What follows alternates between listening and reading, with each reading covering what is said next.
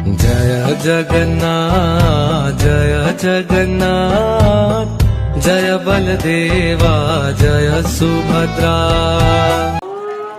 जय जगन्नाथ। आपण माने देखुचंती मयूरभंजर प्रसिद्ध शैवपीठ बाबा कखारुआ वैद्यनाथंकर ये पूर्व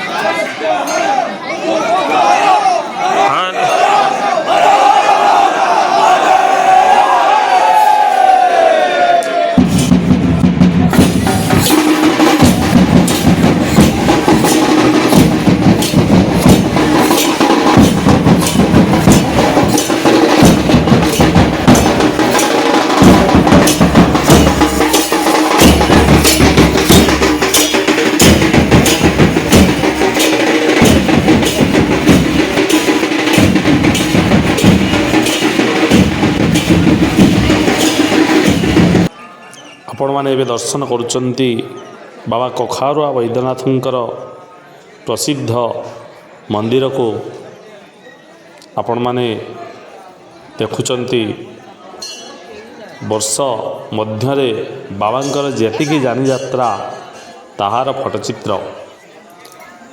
आपण बाबा कखारुआ वैद्यनाथं को दर्शन करुचंती जी भक्तर मनवांछा को यथा शीघ्र पूर्ण करती।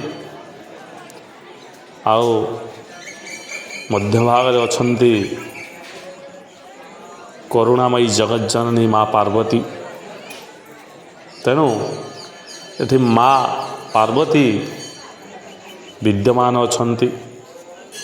आउ एक क्षेत्र को हरिहर क्षेत्र मध्य कहा जाए कहीं ना एठारे हरि अर्थात महाप्रभु जगतरनाथ जगन्नाथ बाबा कखारुआ वैद्यनाथंकर अतिथि होई यही क्षेत्र में पूजा पाउचंती। देखंतु भक्त माने दीप प्रज्वलन करी भगवान को डाकुचंती। तेणु यही क्षेत्र को हरिहर क्षेत्र कहुर अर्थ एठारे हरि अर्थात बाबा दधिबाबन जीव विद्यमान तत्सहित हर शंकर भगवान बाबा कखारुआ वैद्यनाथ विद्यमान। आज हूँ बाबांकर प्रसिद्ध यात्रा जागर यात्रा जहाँकि उत्तर ओडिशार सर्वश्रेष्ठ यात्रा बोली कहा जाए। आपण देखुचंती बाबा कखारुआ वैद्यनाथंकर नाट्य मंडपर दृश्य जोठारे महाप्रभु जगतरनाथ जगन्नाथ पूजा पाउचंती। तत्सहित मूलकनाथ भगवान मध्य यहीठारे पूजा पाउचंती। आपण माने मूलकनाथ भगवान को दर्शन करुचंती। भक्त माने चलचंचल कहीं आज बाबांकर प्रसिद्ध पर्व जागर महोत्सव। यही मंदिर बहुत इतिहास अच्छे। तेणु यह मंदिर वैशिष्ट्य होउची यही मंदिर चतुर्वर्षरे भक्त मानकर भ्रमण पाई बेढ़ा अच्छी। तो आपण माने से बेढ़ा मध्यरे महाप्रभुंकर से दिव्य मंदिर को दर्शन करचंती। वर्तमान आपण देखंतु ये सुंदर पुष्करणी बा कुंडी बोली मध्य स्थानीय भाषा कहा जाए। बाबांकर नीतिकांति पाई जो जलमान दरकार पड़े यही कुंडी ही से जल को बाबांक नीतिकांति रे लगा जाए। आपण बेढ़ा परिभ्रमण करुचंती। आपण जो दक्षिण पार्श्व देखुचंती ये हूँ बाबांकर बगीचा। ଏହି ବଗିଚାରେ ମଧ୍ୟ ଶଙ୍କର ଭଗବାନ ବିଦ୍ୟମାନ ଅଛନ୍ତି। ଲକ୍ଷାଧିକ ଭକ୍ତ ଏହି ବଗିଚାକୁ ଆସୁଛନ୍ତି ଜାଗରରେ ପ୍ରଦୀପ ପ୍ରଜ୍ୱଳନ ପାଇଁ। ସନ୍ଧ୍ୟା ସମୟରେ ଲକ୍ଷାଧିକ ଭକ୍ତଙ୍କର ସମାଗମ ହୁଏ। ଇଏ ଉତ୍ତର ଓଡ଼ିଶାର ପ୍ରସିଦ୍ଧ ଶୈବ ପୀଠ। ଆଉ ସାକ୍ଷାତ କୃପାଲାଭ କରାନ୍ତି ଭକ୍ତମାନଙ୍କର ବାବା କଖାରୁଆ ବୈଦ୍ୟନାଥ। ଆପଣମାନେ ଦର୍ଶନ କରୁଛନ୍ତି ହରି ଅର୍ଥାତ୍ ଦଧିବାବନଜୀଉଙ୍କୁ। ତତ୍ସହିତ ଏକ ବିଶାଳ ଦୀପ ପ୍ରଜ୍ୱଳନ କରାଯାଇଛି ମନ୍ଦିର ପ୍ରଶାସନ ତରଫରୁ। ତାକୁ ମଧ୍ୟ ଆପଣ ଦର୍ଶନ କରୁଛନ୍ତି। ଇଏ ହେଉଛି ଅଖଣ୍ଡ ଦୀପ। 24 ଘଣ୍ଟା ଏ ଦୀପ ପ୍ରଜ୍ୱଳିତ ହେବ। ତା ପୂର୍ବରୁ ଶଙ୍କର ଭଗବାନ ମଧ୍ୟ କ୍ଷେତ୍ର ପରିକ୍ରମା କରିସାରିଲେଣି। ତେଣୁ ଇଏ ସୁନ୍ଦର ଦୃଶ୍ୟ ଭକ୍ତମାନଙ୍କର କୋଟି ଜନ୍ମର ପାପକୁ କ୍ଷୟ କରିଥାଏ, ଏଥିରେ ସନ୍ଦେହ ନାହିଁ। ତେଣୁ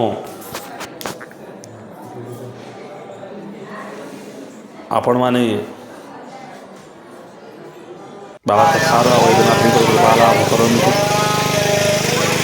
ବଡ଼ ମେଳା ମଧ୍ୟ ଅନୁଷ୍ଠିତ ହୁଏ। ହଜାର ହଜାର ଦୋକାନମାନେ ଆସିଥାନ୍ତି। ଆପଣମାନେ ଏବେ ମେଳାକୁ ଦର୍ଶନ କରୁଛନ୍ତି। ଇଏ ପାଖାପାଖି 15 ଦିନ ପର୍ଯ୍ୟନ୍ତ ଚାଲେ।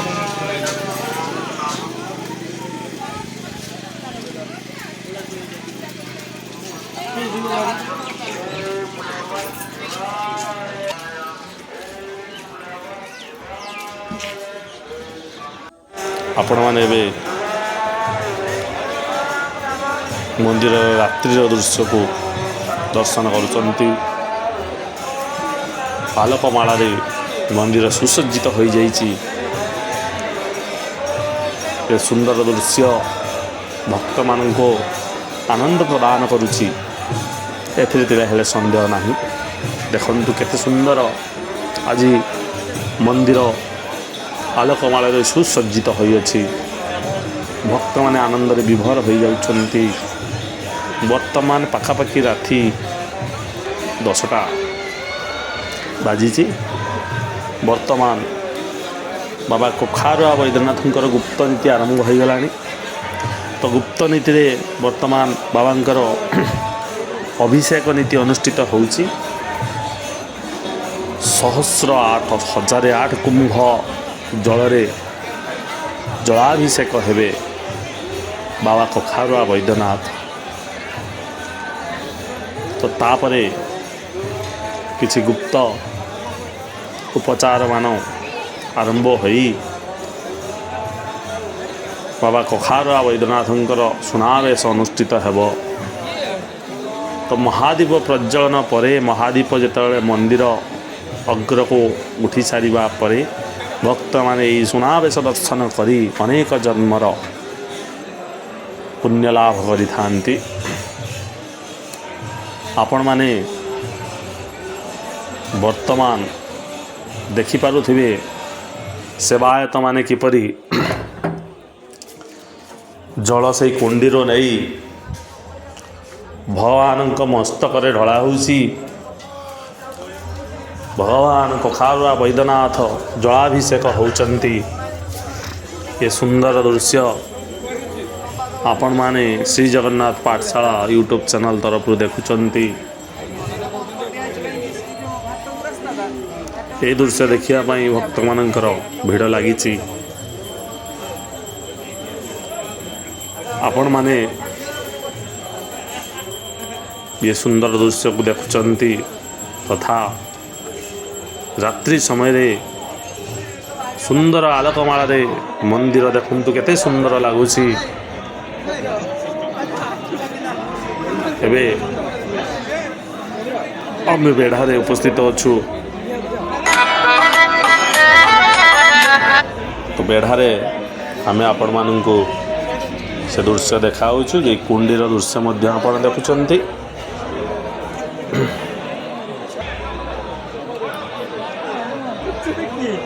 सुंदर आलोकमान मंदिर सभामान होउछि।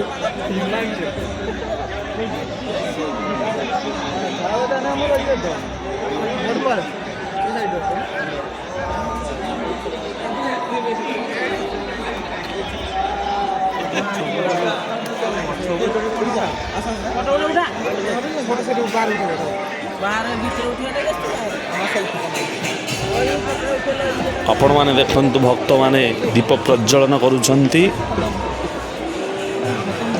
असंख्य लक्ष लक्ष भक्त उपस्थित अछंती दीप प्रज्वलन करुछंती। उपवास रही बाबा कखारुआ वैद्यनाथंकर कृपा लाभ करिवा पाई रात्रि अनिद्रा होई दीप प्रज्वलन करुछंती। आपण माने से सुंदर दृश्य को देखुचंती। तत्सहित मंदिरर सुंदरता को मध्य उपभोग करुचंती।